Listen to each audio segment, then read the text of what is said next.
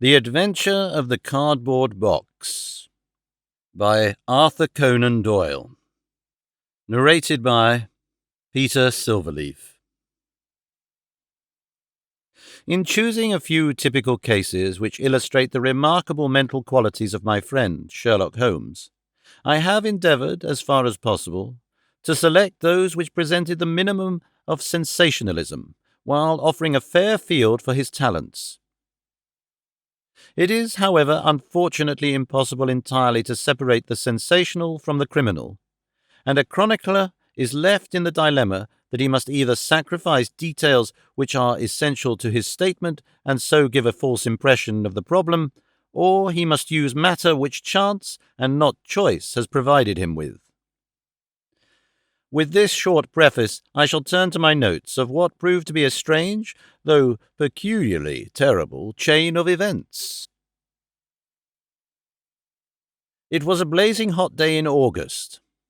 Baker Street was like an oven, and the glare of the sunlight upon the yellow brickwork of the house across the road was painful to the eye. It was hard to believe that these were the same walls which loomed so gloomily through the fogs of winter. Our blinds were half drawn, and Holmes lay curled upon the sofa, reading and rereading a letter which he had received by the morning post. For myself, my term of service in India had trained me to stand heat better than cold, and a thermometer at 90 was no hardship. But the morning paper was uninteresting. Parliament had risen, everybody was out of town, and I yearned for the glades of the New Forest or the shingle of Southsea. A depleted bank account had caused me to postpone my holiday, and as to my companion, neither the country nor the sea presented the slightest attraction to him. He loved to lie in the very centre of 5 million people, with his filaments stretching out and running through them, responsive to every little rumour or suspicion of unsolved crime. Appreciation of nature found no place among his many gifts, and his only change was when he turned his mind from the evildoer of the town to track down his brother of the country. Finding that Holmes was too absorbed for conversation, I had tossed aside the barren paper, and leaning back in my chair, I fell into a brown study. Suddenly, my companion's voice broke in upon my thoughts. "You are right, Watson," said he. "It does seem a most preposterous way of settling a dispute." "Most preposterous," I exclaimed, and then suddenly realizing how he had echoed the inmost thought of my soul, I sat up in my chair and stared at him in blank amazement. "What is this, Holmes?" I cried. "This is beyond anything which I could have imagined." He laughed heartily at my perplexity.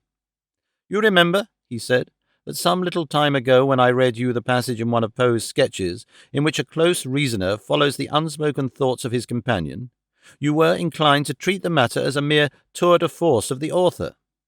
On my remarking that I was constantly in the habit of doing the same thing, you expressed incredulity." "Oh, no."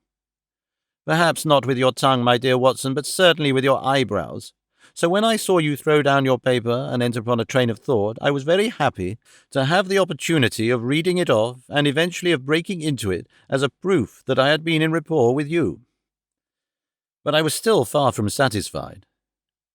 "In the example which you read to me," said I, "the reasoner drew his conclusions from the actions of the man whom he observed. If I remember right, he stumbled over a heap of stones, looked up at the stars, and so on. But I have been seated quietly in my chair, and what clues can I have given you?" "You do yourself an injustice. The features are given to man as the means by which he shall express his emotions, and yours are faithful servants." "Do you mean to say that you read my train of thoughts from my features?" "Your features, and especially your eyes. Perhaps you cannot yourself recall how your reverie commenced?" "No, I cannot." "Then I will tell you. After throwing down your paper, which was the action which drew my attention to you, you sat for half a minute with a vacant expression. Then your eyes fixed themselves upon your newly framed picture of General Gordon, and I saw by the alteration in your face that a train of thought had been started. But it did not lead very far. Your eyes flashed across to the unframed portrait of Henry Ward Beecher, which stands upon the top of your books. Then you glanced up at the wall, and of course your meaning was obvious. You were thinking that if the portrait were framed, it would just cover that bare space and correspond with Gordon's picture over there. You followed me wonderfully, I exclaimed. So far I could hardly have gone astray, but now your thoughts went back to Beecher, and you looked hard across as if you were studying the character and his features. Then your eyes ceased to pucker, but you continued to look across, and your face was thoughtful. You were recalling the incidents of Beecher's career. I was well aware that you could not do this without thinking of the mission which he undertook on behalf of the North at the time of the Civil War, for I remember your expressing your passionate indignation at the way in which he was received by the more turbulent of our people. You felt so strongly about it that I knew you could not think of Beecher without thinking of that also. When a moment later I saw your eyes wander away from the picture, I suspected that your mind had now turned to the Civil War, and when I observed that your lips set, your eyes sparkled, and your hands clenched, I was positive that you were indeed thinking of the gallantry which was shown by both sides in that desperate struggle. But then again your face grew sadder. You shook your head. You were dwelling upon the sadness and horror and useless waste of life. Your hands stole towards your old wound, and a smile quivered on your lips, which showed me that the ridiculous side of this method of settling international questions had forced itself upon your mind. At this point I agreed with you that it was preposterous, and was glad to find that all my deductions had been correct. "Absolutely," said I, "and now that you have explained it, I confess that I am as amazed as before. It was very superficial, my dear Watson, I assure you. I should not have intruded it upon your attention had you not shown some incredulity the other day. But I have in my hands here a little problem which may prove to be more difficult of solution than my small essay in thought reading. Have you observed in the paper a short paragraph referring to the remarkable contents of a packet sent through the post to Miss Cushing of Cross Street, Croydon?" "No, I saw nothing." "Ah, then you must have overlooked it. Just toss it over to me. Here it is, under the financial column. Perhaps you would be good enough to read it aloud." I picked up the paper which he had thrown back to me and read the paragraph indicated. It was headed, "A Gruesome Packet." Miss Susan Cushing, living at Cross Street, Croydon, has been made the victim of what must be regarded as a peculiarly revolting practical joke, unless some more sinister meaning should be proved to be attached to the incident. At 2 o'clock yesterday afternoon, a small packet wrapped in brown paper was handed in by the postman. A cardboard box was inside, which was filled with coarse salt. On emptying this, Miss Cushing was horrified to find 2 human ears, apparently quite freshly severed. The box had been sent by parcel post from Belfast upon the morning before. There is no indication as to the sender, and the matter is more mysterious as Miss Cushing, who is a maiden lady of 50, has led a most retired life, and has so few acquaintances or correspondents, that it is a rare event for her to receive anything through the post. Some years ago, however, when she resided at Penge, she let her apartments in a house to 3 young medical students, whom she was obliged to get rid of on account of their noisy and irregular habits. The police are of opinion that this outrage may have been perpetrated upon Miss Cushing by these youths, who owed her a grudge, and hoped to frighten her by sending her these relics of the dissecting rooms. Some probability is lent to the theory by the fact that one of these students came from the north of Ireland, and, to the best of Miss Cushing's belief, from Belfast. In the meantime, the matter is being actively investigated, Mr. Lestrade, one of the very smartest of our detectives, being in charge of the case. "So much for the Daily Chronicle," said Holmes as I finished reading. "Now for our friend Lestrade.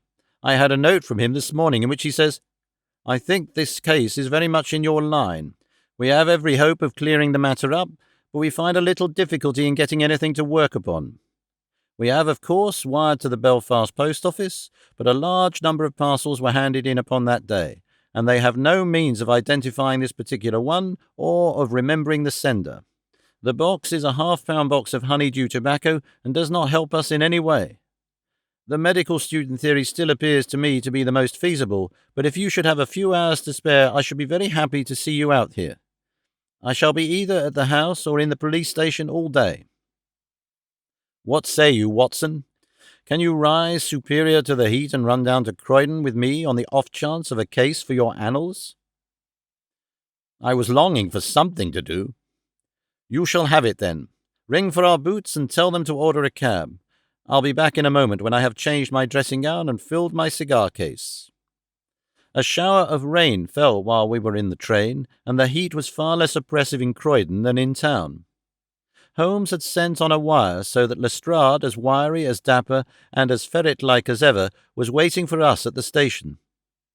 A walk of 5 minutes took us to Cross Street, where Miss Cushing resided. It was a very long street of 2-story brick houses, neat and prim, with whitened stone steps and little groups of aproned women gossiping at the doors. Halfway down, Lestrade stopped and tapped at a door, which was opened by a small servant girl. Miss Cushing was sitting in the front room, into which we were ushered. She was a placid-faced woman with large, gentle eyes and grizzled hair curving down over her temples on each side. A worked antimacassar lay upon her lap, and a basket of coloured silks stood upon a stool beside her. "They are in the outhouse, those dreadful things," said she as Lestrade entered. "I wish that you would take them away altogether." "So I shall, Miss Cushing. I only kept them here until my friend Mr. Holmes should have seen them in your presence." "Why in my presence, sir?" "In case he wished to ask any questions." "What is the use of asking me questions when I tell you I know nothing whatever about it?" "Quite so, madam," said Holmes in his soothing way. "I have no doubt that you have been annoyed more than enough already over this business." "Indeed I have, sir. I am a quiet woman and live a retired life. It is something new for me to see my name in the papers and to find the police in my house. I won't have those things in here, Mr. Lestrade. If you wish to see them, you must go to the outhouse." It was a small shed in the narrow garden which ran behind the house. Lestrade went in and brought out a yellow cardboard box with a piece of brown paper and some string. There was a bench at the end of the path, and we all sat down while Holmes examined, one by one, the articles which Lestrade had handed to him. "The string is exceedingly interesting," he remarked, holding it up to the light and sniffing it. "What do you make of this string, Lestrade?" "It has been tarred." "Precisely. It is a piece of tarred twine. You have also no doubt remarked that Miss Cushing has cut the cord with a scissors, as can be seen by the double fray on each side. This is of importance." "I cannot see the importance," said Lestrade. "The importance lies in the fact that the knot is left intact, and that this knot is of a peculiar character." "It is very neatly tied. I had already made a note to that effect," said Lestrade complacently. "So much for the string, then," said Holmes, smiling. "Now for the box wrapper. Brown paper with a distinct smell of coffee. What, did you not observe it? I think there can be no doubt of it. Address, printed in rather straggling characters. Miss S. Cushing, Cross Street, Croydon. Done with a broad-pointed pen, probably a J, and with very inferior ink. The word Croydon has been originally spelled with an I, which has been changed to Y. The parcel was directed then by a man. The printing is distinctly masculine, of limited education, and unacquainted with the town of Croydon. So far, so good. The box is a yellow half-pound honeydew box with nothing distinctive save 2 thumb marks at the left bottom corner. It is filled with rough salt of the quality used for preserving hides and other of the coarser commercial purposes. And, embedded in it, are these very singular enclosures." He took out the 2 ears as he spoke, and laying a board across his knee, he examined them minutely, while Lestrade and I, bending forward on each side of him, glanced alternately at these dreadful relics and at the thoughtful, eager face of our companion. Finally he returned them to the box once more and sat for a while in deep meditation. "You have observed, of course," said he at last, "that the ears are not a pair." "Yes, I noticed that. But if this were the practical joke of some students from the dissecting rooms, it would be as easy for them to send 2 odd ears as a pair. Precisely. But this is not a practical joke. You are sure of it? The presumption is strongly against it. Bodies in the dissecting rooms are injected with preservative fluid. These ears bear no sign of this. They are fresh, too. They have been cut off with a blunt instrument, which would hardly happen if a student had done it. Again, carbolic or rectified spirits would be the preservatives, which would suggest themselves to the medical mind, certainly not rough salt. I repeat that there is no practical joke here, but that we are investigating a serious crime. A vague thrill ran through me as I listened to my companion's words, and I saw the stern gravity which had hardened his features. This brutal preliminary seemed to shadow forth some strange and inexplicable horror in the background. Lestrade, however, shook his head like a man who is only half convinced. "There are objections to the joke theory, no doubt," said he, "but there are much stronger reasons against the other. We know that this woman has led a most quiet and respectable life at Penge, and here, for the last 20 years. She has hardly been away from her home for a day during that time. Why on earth, then, should any criminal send her the proofs of his guilt, especially as, unless she is a most consummate actress, she understands quite as little of the matter as we do?" "That is the problem which we have to solve," Holmes answered, "and for my part I shall set about it by presuming that my reasoning is correct and that a double murder has been committed.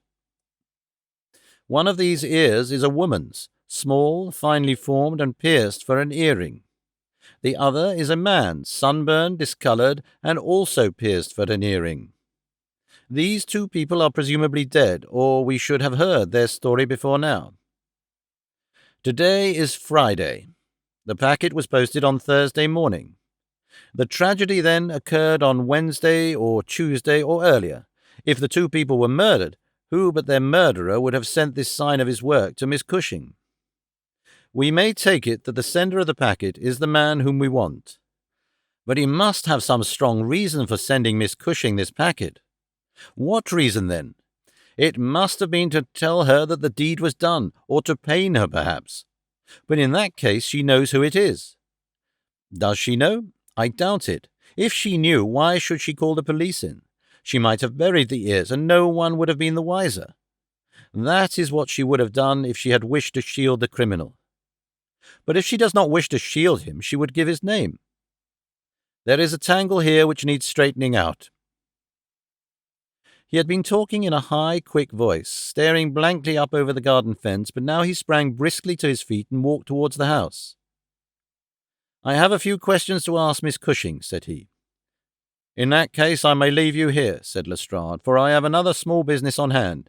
I think that I have nothing further to learn from Miss Cushing. You will find me at the police station." "We shall look in on our way to the train," answered Holmes. A moment later he and I were back in the front room, where the impassive lady was still quietly working away at her antimacassar. She put it down on her lap as we entered, and looked at us with her frank, searching blue eyes. "I am convinced, sir," she said, "that this matter is a mistake, and that the parcel was never meant for me at all. I have said this several times to the gentleman from Scotland Yard, but he simply laughs at me. I have not an enemy in the world as far as I know, so why should anyone play me such a trick?" "I am coming to be of the same opinion, Miss Cushing," said Holmes, taking a seat beside her. "I think that it is more than probable—" He paused, and I was surprised on glancing round to see that he was staring with singular intentness at the lady's profile. Surprise and satisfaction were both for an instant to be read upon his eager face, though when she glanced round to find out the cause of his silence, he had become as demure as ever. I stared hard myself at her flat, grizzled hair, her trim cap, her little gilt earrings, her placid features, but I could see nothing which could account for my companion's evident excitement. "There are 1 or 2 questions."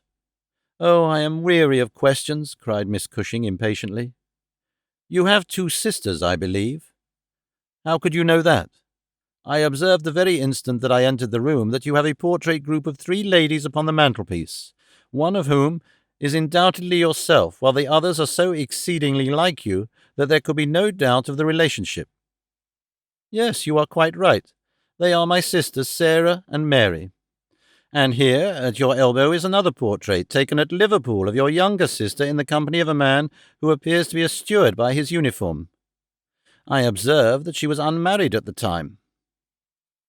You are very quick at observing. That is my trade. Well, you are quite right. But she was married to Mr. Browner a few days afterwards. He was on the South American line when that was taken, but he was so fond of her that he couldn't abide to leave her for so long, and he got into the Liverpool and London boats. Ah, the Conqueror, perhaps. No, the Mayday, when last I heard. Jim came down here to see me once. That was before he broke the pledge. But afterwards he would always take drink when he was ashore, and a little drink would send him stark, staring mad. Oh, it was a bad day that ever he took a glass in his hand. First he dropped me, then he quarrelled with Sarah, and now that Mary has stopped writing, we don't know how things are going with them. It was evident that Miss Cushing had come upon a subject on which she felt very deeply. Like most people who lead a lonely life, she was shy at first, but ended by becoming extremely communicative. She told us many details about her brother-in-law, the steward, and then, wandering off on the subject of her former lodgers, the medical students, she gave us a long account of their delinquencies, with their names and those of their hospitals. Holmes listened attentively to everything, throwing in a question from time to time. "About your second sister Sarah," said he. "I wonder, since you are both maiden ladies, that you do not keep house together." "Ah, you don't know Sarah's temper, or you would wonder no more. I tried it when I came to Croydon, and we kept on until about 2 months ago, when we had to part. I don't want to say a word against my own sister, but she was always meddlesome and hard to please, was Sarah." "You say that she quarrelled with your Liverpool relations?" "Yes, and they were the best of friends at one time. Why, she went up there to live in order to be near them. And now she has no word hard enough for Jim Browner. The last 6 months that she was here, she would speak of nothing but his drinking and his ways. He had caught her meddling, I suspect, and given her a bit of his mind, and that was the start of it." "Thank you, Miss Cushing," said Holmes, rising and bowing. "Your sister lives, I think you said, at New Street, Wallington. Goodbye, and I am very sorry that you should have been troubled over a case with which, as you say, you have nothing whatever to do." There was a cab passing as we came out, and Holmes hailed it. "How far to Wallington?" he asked. "Only about a mile, sir." "Very good. Jump in, Watson. We must strike while the iron is hot. Simple as this case is, there have been 1 or 2 very instructive details in connection with it. Just pull up at a telegraph office as you pass, cabby." Holmes sent off a short wire, and for the rest of the drive lay back in the cab, with his hat tilted over his nose to keep the sun from his face. Our driver pulled up at a house which was not unlike the one which we had just quitted. My companion ordered him to wait, and had his hand upon the knocker when the door opened and a grave young gentleman in black, with a very shiny hat, appeared on the step. "Is Miss Cushing home?" asked Holmes. "Miss Sarah Cushing is extremely ill," said he. "She has been suffering since yesterday from brain symptoms of great severity. As her medical adviser, I cannot possibly take the responsibility of allowing anyone to see her. I should recommend you to call again in 10 days. He drew on his gloves, closed the door, and marched off down the street. "Well, if we can't, we can't," said Holmes cheerfully. "Perhaps she could not or would not have told you much." "I do not wish her to tell me anything. I only wanted to look at her. However, I think that I have got all that I want. Drive us to some decent hotel, cabby, where we may have some lunch, and afterwards we shall drop down upon friend Lestrade at the police station." We had a pleasant little meal together, during which Holmes would talk about nothing but violins, narrating with great exultation how he had purchased his own Stradivarius, which was worth at least 500 guineas, at a Jew broker's in Tottenham Court Road for 55 shillings. This led him to Paganini, and we sat for an hour over a bottle of claret while he told me anecdote after anecdote of that extraordinary man. The afternoon was far advanced, and the hot glare had softened into a mellow glow before we found ourselves at the police station. Lestrade was waiting for us at the door. "A telegram for you, Mr. Holmes," said he. "Ah, it is the answer."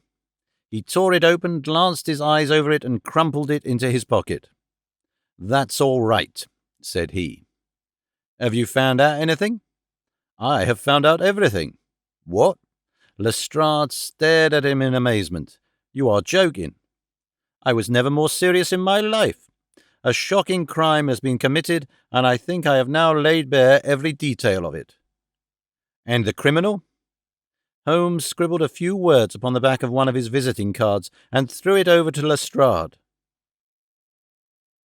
"That is the name," he said. "You cannot effect an arrest until tomorrow night at the earliest. I should prefer that you do not mention my name at all in connection with the case, as I choose to be only associated with those crimes which present some difficulty in their solution. Come on, Watson." We strode off together to the station, leaving Lestrade still staring with a delighted face at the card which Holmes had thrown him.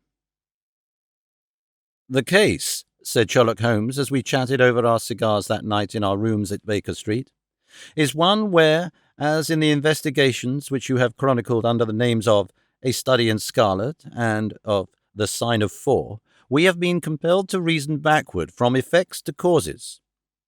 I have written to Lestrade asking him to supply us with the details which we are now wanting, and which he will only get after he has secured his man.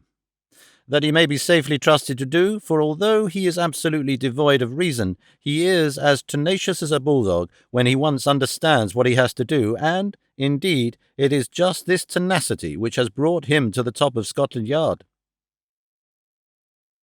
"Your case is not complete, then?" I asked. "It is fairly complete in essentials. We know who the author of the revolting business is, although one of the victims still escapes us. Of course, you have formed your own conclusions." "I presume that this Jim Browner, the steward of a Liverpool boat, is the man whom you suspect." "Oh, it is more than a suspicion." "And yet I cannot see anything save very vague indications." "On the contrary, to my mind nothing could be more clear. Let me run over the principal steps. We approached the case, you remember, with an absolutely blank mind, which is always an advantage. We had formed no theories. We were simply there to observe and to draw inferences from our observations. What did we see first? A very placid and respectable lady who seemed quite innocent of any secret, and a portrait which showed me that she had two younger sisters.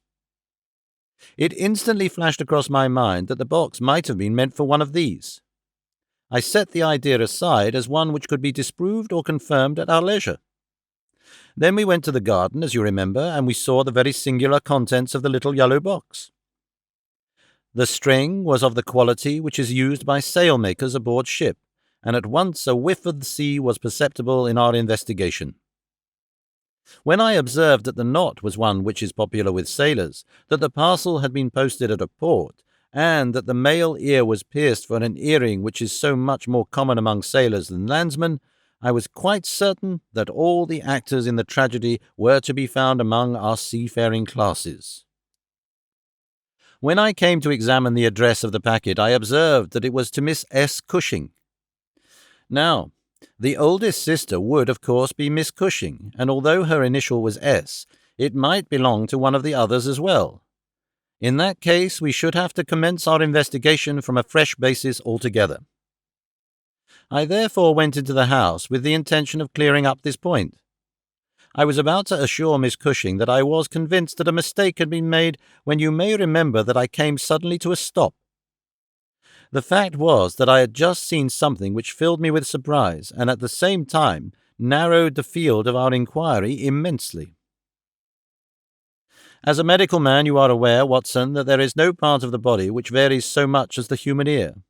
Each ear is as a rule quite distinctive and differs from all other ones. In last year's Anthropological Journal you will find 2 short monographs from my pen upon the subject. I had, therefore, examined the ears in the box with the eyes of an expert and had carefully noted their anatomical peculiarities.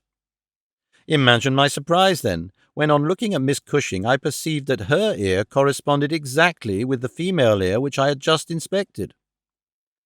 The matter was entirely beyond coincidence. There was the same shortening of the pinna, the same broad curve of the upper lobe, the same convolution of the inner cartilage. In all essentials, it was the same ear. Of course, I at once saw the enormous importance of the observation.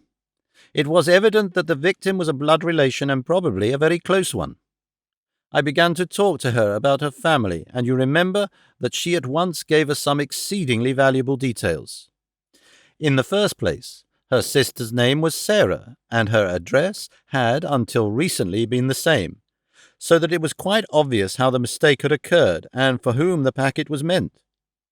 Then we heard of this steward married to the third sister and learned that he had at one time been so intimate with Miss Sarah that she had actually gone up to Liverpool to be near the Browners, but a quarrel had afterwards divided them. This quarrel had put a stop to all communications for some months, so that if Browner had occasion to address a packet to Miss Sarah, he would undoubtedly have done so to her old address. And now the matter has begun to straighten itself out wonderfully. We had learned of the existence of this steward, an impulsive man of strong passions. You remember that he threw up what must have been a very superior berth in order to be nearer to his wife, subject to occasional fits of hard drinking. We had reason to believe that his wife had been murdered, and that a man, presumably a seafaring man, had been murdered at the same time. Jealousy, of course, at once suggests itself as the motive for the crime. And why should these proofs of the deed be sent to Miss Sarah Cushing? Probably because during her residence in Liverpool she had some hand in bringing about the events which led to the tragedy. You will observe that this line of boats calls at Belfast, Dublin, and Waterford, so that, presuming that Browner had committed the deed and had embarked at once upon his steamer, the Mayday, Belfast would be the first place at which he could post his terrible packet. A second solution was at this stage obviously possible, and although I thought it exceedingly unlikely, I was determined to elucidate it before going further. An unsuccessful lover might have killed Mr. and Mrs. Browner, and the male ear might have belonged to the husband. There were many grave objections to this theory, but it was conceivable. I therefore sent off a telegram to my friend Algar of the Liverpool force and asked him to find out if Mrs. Browner were at home, and if Browner had departed in the Mayday. Then we went on to Wallington to visit Miss Sarah. I was curious in the first place to see how far the family ear had been reproduced in her. Then, of course, she might give us very important information, but I was not sanguine that she would. She must have heard of the business the day before, since all Croydon was ringing with it, and she alone could have understood for whom the packet was meant. If she had been willing to help justice, she would probably have communicated with the police already. However, it was clearly our duty to see her, so we went. We found that the news of the arrival of the packet, for her illness dated from that time, had such an effect upon her as to bring on brain fever. It was clearer than ever that she understood its full significance, but equally clear that we should have to wait some time for any assistance from her. However, we were really independent of her help. Our answers were waiting for us at the police station, where I had directed Algar to send them. Nothing could be more conclusive. Mrs. Browner's house had been closed for more than 3 days, and the neighbours were of the opinion that she had gone south to see her relatives. It had been ascertained at the shipping offices that Browner had left aboard of the Mayday, and I calculate that she is due in the Thames tomorrow night. When he arrives, he will be met by the obtuse but resolute Lestrade, and I have no doubt that we shall have all our details filled in. Sherlock Holmes was not disappointed in his expectations. 2 days later he received a bulky envelope which contained a short note from the detective and a typewritten document which covered several pages of foolscap. "Lestrade has got him all right," said Holmes, glancing up at me. "Perhaps it would interest you to hear what he says." "My dear Mr. Holmes," in accordance with the scheme which we had formed in order to test our theories. The "we" is rather fine, Watson, is it not? "I went down to the Albert Dock yesterday at 6 p.m., and boarded the SS Mayday, belonging to the Liverpool, Dublin and London Steam Packet Company. On inquiry, I found that there was a steward on board of the name of James Browner, and that he had acted during the voyage in such an extraordinary manner that the captain had been compelled to relieve him of his duties. On descending to his berth, I found him seated upon a chest with his head sunk upon his hands, rocking himself to and fro. He is a big, powerful chap, clean-shaven and very swarthy, something like Aldrich, who helped us in the bogus laundry affair. He jumped up when he heard my business, and I had my whistle to my lips to call a couple of river police, who were round the corner, but he seemed to have no heart in him, and he held out his hands quietly enough for the darbies. We brought him along to the cells, and his box as well, for we thought there might be something incriminating. But, bar a big sharp knife, such as most sailors have, we have got nothing for our trouble. However, we find that we shall want no more evidence, for on being brought before the inspector at the station, he asked leave to make a statement, which was, of course, taken down, just as he made it, by our shorthand man. We had 3 copies typewritten, one of which I enclose. The affair proves, as I always thought it would, to be an extremely simple one, but I am obliged to you for assisting me in my investigation. With kind regards, yours very truly, G. Lestrade. The investigation really was a very simple one, remarked Holmes, but I don't think it struck him in that light when he first called us in. However, let us see what Jim Browner has to say for himself. This is his statement as made before Inspector Montgomery at the Shadwell police station, and it has the advantage of being verbatim. Have I anything to say? Yes, I have a deal to say. I have to make a clean breast of it all. You can hang me or you can leave me alone. I don't care a plug which you do. I'll tell you I've not shut an eye in sleep since I did it, and I don't believe I ever will again until I get past all waking. Sometimes it's his face, but most generally it's hers. I never without one or the other before me. He looks frowning and black-like, but she has a kind of surprise upon her face. Ay, the white lamb, she might well be surprised when she read death on a face that had seldom looked anything but love upon her before. But it was Sarah's fault, and may the curse of a broken man put a blight on her and set the blood rotting in her veins. It's not that I want to clear myself. I know that I went back to drink, like the beast that I was. But she would have forgiven me. She would have stuck as close to me as a rope to a block if that woman had never darkened our door. For Sarah Cushing loved me. That's the root of the business. She loved me until all her love turned to poisonous hate, when she knew that I thought more of my wife's footmark in the mud than I did of her whole body and soul. There were 3 sisters altogether. The old one was just a good woman, the second was a devil, and the third was an angel. Sarah was 33, and Mary was 29 when I married. We were just as happy as the day was long when we set up house together, and in all Liverpool there was no better woman than my Mary. And then we asked Sarah up for a week, and the week grew into a month, and one thing led to another, until she was just one of ourselves. I was blue ribbon at the time, and we were putting a little money by, and all was as bright as a new dollar. My God, whoever would have thought that it could have come to this? Whoever would have dreamed it? I used to be home for the weekends very often, and sometimes if the ship were held back for cargo, I would have a whole week at a time, and in this way I saw a deal of my sister-in-law Sarah. She was a fine tall woman, black and quick and fierce, with a proud way of carrying her head, and a glint from her eye like a spark from a flint. But when little Mary was there, I'd never a thought of her, and that I swear as I hope for God's mercy. It had seemed to me sometimes that she liked to be alone with me, or to coax me out for a walk with her, but I had never thought anything of that. But one evening my eyes were open. I'd come up from the ship and found my wife out, but Sarah at home. "Where's Mary?" I asked. "Oh, she has gone to pay some accounts." I was impatient and paced up and down the room. "Can't you be happy for 5 minutes without Mary, Jim?" says she. "It's a bad compliment to me that you can't be contented with my society for so short a time." "That's all right, my lass," said I, putting out my hand towards her in a kindly way, but she had it in both hers in an instant, and they burned as if they were in a fever. I looked into her eyes, and I read it all there. There was no need for her to speak, nor for me either. I frowned and drew my hand away. Then she stood by my side in silence for a bit, and then put her hand and patted me on the shoulder.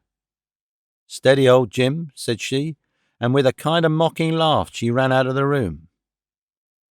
Well, from that time Sarah hated me with her whole heart and soul, and she is a woman who can hate too. I was a fool to let her go on biding with us. A besotted fool. I should never have said a word to Mary, for I knew it would grieve her. Things went on much as before, but after a time I began to find there was a bit of a change in Mary herself. She had always been so trusting and so innocent, but now she became queer and suspicious, wanting to know where I'd been and what I'd been doing, and who my letters were from, and what I had in my pockets, and 1,000 such follies. Day by day she grew queerer and more irritable, and we had ceaseless rows about nothing. I was fairly puzzled by it all. Sarah avoided me now, but she and Mary were just inseparable. I can see now how she was plotting and scheming and poisoning my wife's mind against me, but I was such a blind beetle that I could not understand it at the time.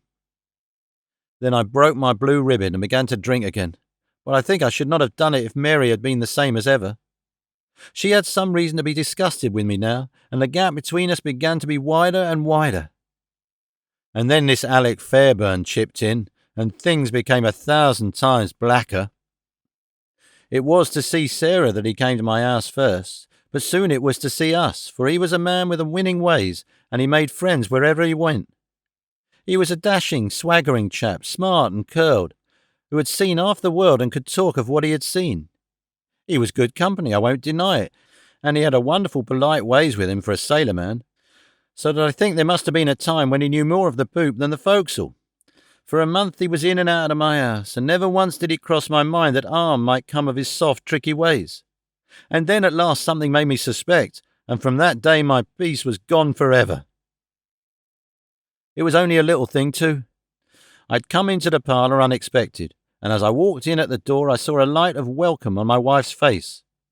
But as she saw who it was, it faded again, and she turned away with a look of disappointment. That was enough for me.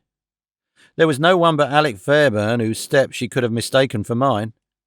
If I could have seen him then, I should have killed him, for I have always been like a madman when my temper gets loose. Mary saw the devil's light in my eyes, and she ran forward with her hands on my sleeve. "Don't, Jim, don't," says she. "Where's Sarah?" I asked. "In the kitchen," says she. "Sarah," says I as I went in. "This man Fairburn is never to darken my door again." "Why not?" says she. "Because I order it." "Oh," says she, "if my friends are not good enough for this house, then I am not good enough for it either." "You can do what you like," says I, "but if Fairburn shows his face here again, I'll send you one of his ears for a keepsake." She was frightened by my face, I think, for she never answered a word, and the same evening she left my house. Well, I don't know whether it was pure devilry on the part of this woman, or whether she thought that she could turn me against my wife by encouraging her to misbehave. Anyway, she took a house just 2 streets off and let her lodgings to sailors. Fairburn used to stay there, and Mary would go round to have tea with her sister and him. How often she went, I don't know, but I followed her one day, and as I broke in at the door, Fairburn got away over the back garden wall, like the cowardly skunk that he was. I swore to my wife that I would kill her if I found her in his company again, and I led her back with me, sobbing and trembling, and as white as a piece of paper. There was no trace of love between us any longer. I could see she hated me and feared me, and when the thought of it drove me to drink, then she despised me as well. Well, Sarah found that she could not make a living in Liverpool, so she went back, as I understand, to live with her sister in Croydon, and things jogged on much the same as ever at home. And then came this last week, and all the misery and ruin. It was in this way. We had gone on a May Day for a round voyage of 7 days, but a hogshead got loose and started one of our plates, so that we had to put back into port for 12 hours. I left the ship and came home, thinking what a surprise it would be for my wife, and hoping that maybe she would be glad to see me so soon. The thought was in my head as I turned into my own street, and at that moment a cab passed me, and there she was, sitting by the side of Fairburn, the two chatting and laughing, with never a thought for me as I stood watching them from the footpath. I tell you, and I give you my word for it, that from that moment I was not my own master, and it was all like a dim dream when I look back on it. I had been drinking hard of late, and the two things together fairly turned my brain. There's something throbbing in my head now, like a Dorcas hammer, but that morning I seemed to have all Niagara whizzing and buzzing in my ears. Well, I took to my heels and I ran after the cab. I had a heavy oak stick in my hand, and I tell you I saw red from the first, but as I ran I got cunning too, and hung back a little to see them without being seen. They pulled up soon at the railway station. There was a good crowd round the booking office, so I got quite close to them without being seen. They took tickets for New Brighton. So did I, but I got in 3 carriages behind them. When we reached it, they walked along the parade, and I was never more than 100 yards from them. At last I saw them hurry a boat and start for a row, for it was a very hot day, and they thought, no doubt, that it would be cooler on the water. It was just as if they'd been given into my hands.